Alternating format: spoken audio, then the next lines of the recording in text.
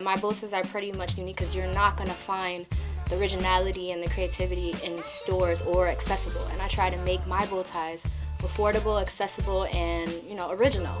When you go to the store, you're not going to see like all these different choices of patterns that I have here. It's basically stars and fatigue to represent just us. Like, it's who we are together.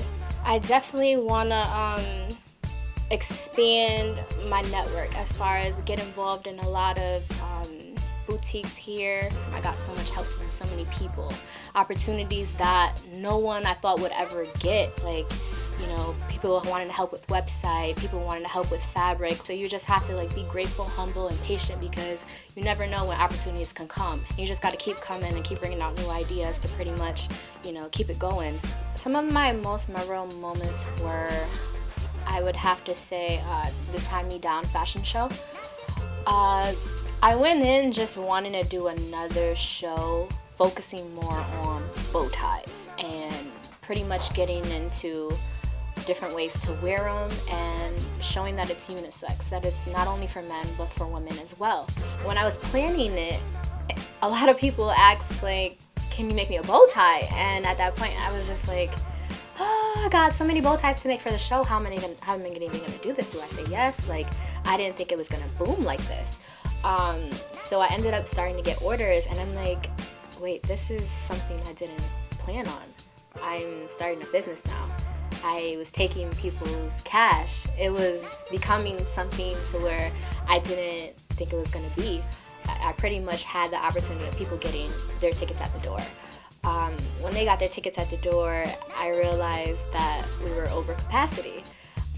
They had to send away like numerous amount of people, and I felt bad, but then again it just shows like, wow, this is what it's coming to be. Like, people had to get turned away. Like, this is bigger than what it was supposed to be. Now I know I have to go 10 times bigger. And it just showed how much support that people had for me. But in January, I decided to really take it to the next level, the social bowl. That's where that came in. So that was definitely one of the most memorable moments because it was the start of my business, the social bowl. Another memorable moment was being featured in the Subculture Tattoo magazine. I got a one-page spread. I've seen the hard work she puts into it and actually the love she has for the fashion and for the creativity with everything. This girl has some unique ideas. I started, at first I didn't know what it was to have a business. I didn't take no business classes. So I think that was very, very difficult because I went into this as a comm major. I don't know nothing about business, so I had to research, I had to Google, I had to ask other businesses that I was involved in, as far as like Magic's Boutique. It's a business I kind of interned for, so I got to see how they did things, how they bought stuff in stock, how they dealt with money stuff and ordering and doing all these things.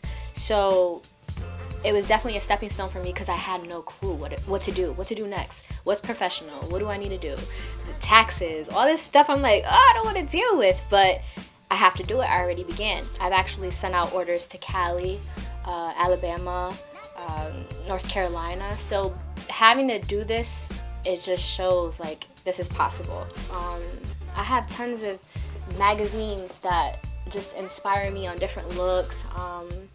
Read, educate yourself. Like, I think that's the way to go. Also, be patient. It's hard being patient for a lot of things that come in life, but definitely something that you want to pursue as far as like career.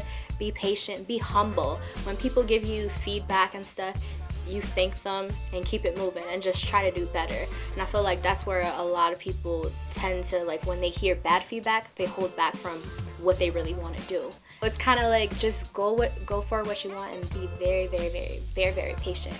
It's definitely hard because it's just like I want all these things to happen, but I know it's not going to come easy. Nothing comes easy. You got to work hard for it.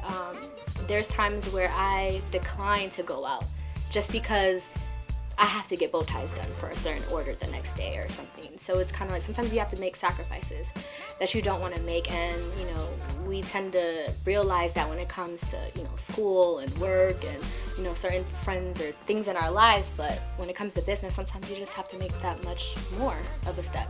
So definitely I'd say just be patient and humble and reach for your dreams. Like, nobody could tell you that you can't make it, because I never thought I would be here.